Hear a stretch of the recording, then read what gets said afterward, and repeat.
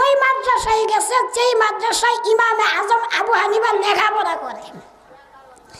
যাইয়া বড় মুফতি সাহেব মাদ্রাসার মুহতামিম সাহেবের কাছে যায়, বলে হুজুর কালকে রাতে এই এই এই এই ঘটনা হয়েছে, এখন আমার উপায় কি, মাসলা দেন।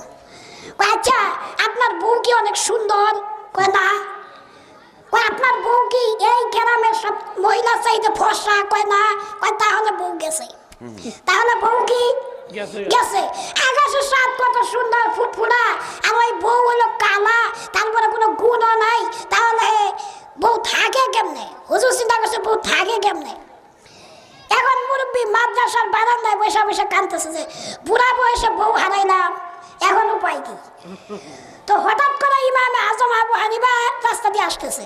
তো আইসা বলে মাদ্রাসার বারান্দায় যদি কোনো লোক কান্দে, আমরা ছাত্ররা জিগাই কিনা যে ভাই আপনার কি হয়েছে বা টাকা লাগবে, কোনো সমস্যা আমাকে বলেন, আমি